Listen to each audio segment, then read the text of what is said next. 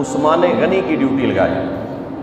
فرمایا عثمان تم جاؤ مکہ میں، تمہارے رشتہ دار بھی وہاں رہتے ہیں، اور ویسے بھی حضرت عثمان غنی بہت بڑے تاجر بھی تھے، سردار خاندان سے تعلق رکھتے تھے۔ یہ بھی قریش ہے، بنو امیہ کی شاخ، آگے قریش کی شاخ بنو امیہ ان میں سے ہیں، اور بہت بڑے تاجر اور صاحب ثروت آدمی تھے، تو لوگ ان کا حیا کرتے تھے۔ آپ گئے اور آپ نے جا کر ان سے گفتگو فرمائی۔ آپ نے فرمایا کہ ہم عمرہ کرنے آئے ہیں تو ہمیں اجازت دو، ہم عمرہ کر لیں اور عمرہ کر کے واپس چلے جائیں۔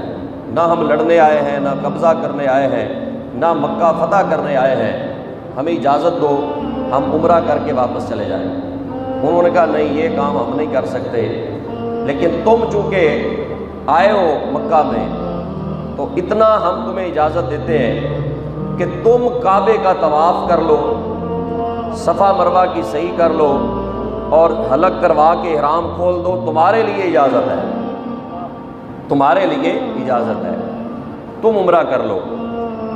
پیچھے حدیبیہ میں صحابہ بیٹھے ہوئے تھے تو وہ آپس میں باتیں کر رہے تھے۔ وہ کہتے ہیں یا رسول اللہ صلی اللہ علیہ وسلم، عثمان کتنا خوش بخت ہے، وہ عمرہ کر رہا ہوگا، کعبے کا طواف کر رہا ہوگا، صفا مروہ کی صحیح کر رہا ہوگا۔ میرے آقا نے فرمایا صحابہ یہ نہیں ہو سکتا کہ عثمان میرے بغیر کعبے کا طواف کرے، یہ محبت کی باتیں ہیں۔ جب انہوں نے کہا کہ عثمان تم عمرہ کر لو تو جناب عثمان غنی رضی اللہ عنہ نے فرمایا ما کنت لأطوف بالبیت ولم یطف رسول اللہ صلی اللہ علیہ وسلم۔ آپ نے فرمایا یہ نہیں ہو سکتا کہ میرے نبی عمرہ نہ کرے میں عمرہ کر لوں۔